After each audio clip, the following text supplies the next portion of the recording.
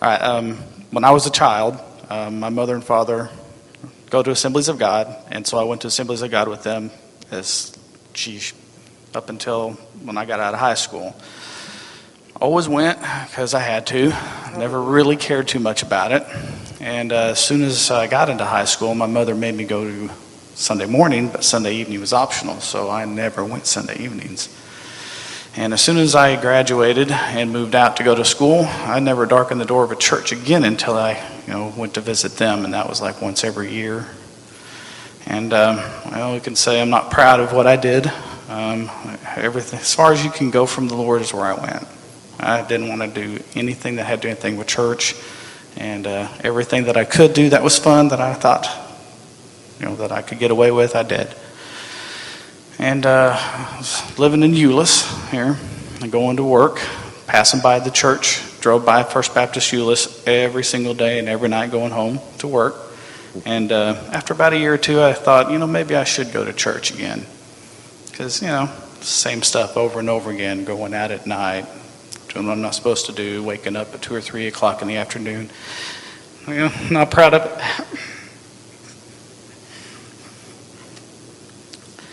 But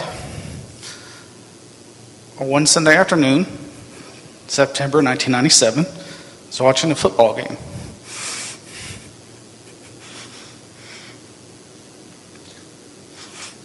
Difficult for me.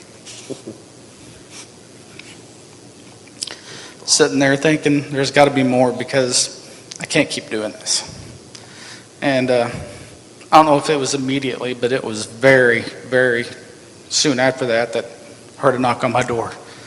And it was an EET from First Baptist Watauga. And they asked me, hey, if you were to die today, would you go to hell? And I said, yeah, I would. And so they presented the gospel to me, and I accepted Christ on my doorstep. Amen. So after that, I started going to church, tried to learn EE, going out with teams, so I could do what they did for me. And that's where I met Michelle one Sunday in the youth group. When I say youth group, we were young adults, singles. And one thing led after another, and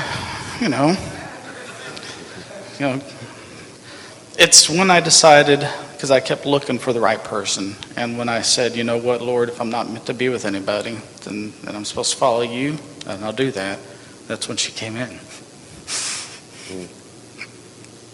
So we bounced around from church to church. I'm not proud of that. We didn't stick around. But after Paige was born, Paige, we started really praying. Where do we need to be? Because every place we go, well, something didn't work out. Something else is wrong. So that's when Michelle always said, let's come back here. I'm like, I don't think so. Your mom and dad are there. I don't think so. I understand. And after a while praying about it, we started coming. And it was probably, 6 months or a year before we joined, because we wanted to make sure. And it's after that we were here that I started getting comfortable in church again. And that's when James and Tim started talking to me about going to prison. He's like, I'm not going to go to prison. I'll think about it, but I'm not going to go to prison. How was that? 6 months, you guys would say something to me every now and then. But it was one Sunday I was standing over here during the offertory, and I say this because this is the thing that popped in my head. I saw Sarah come over to take care of some new people and walk off with them. And I'm like, wow, why can't I do something like that? And it's just hit me like a ton of bricks. You can go witness to men in prison. This isn't what you're made for, but you can go witness to men in prison. And I still go to men in prison to present the gospel with Bill Glass, Tim, and James, and anybody else that we can get to go with us. And now on Sunday nights too, because that's what we're called to do. And that's what I believe that I'm supposed to do. Help out with the church and share my gospel, share my testimony whenever it presents itself, and the gospel. It sounds like y'all are pretty comfortable with Todd. I don't hear a lot of real concern or serious questions. Since that's the case, and our deacons were unanimous, I'm going to go ahead and call for the question, so you won't need that anymore.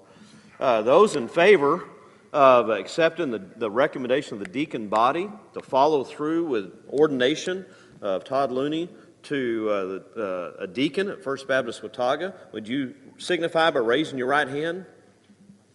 Okay, it is overwhelming. In fact, it looks unanimous. Are there any opposed? Okay, none are opposed. And all right, praise God.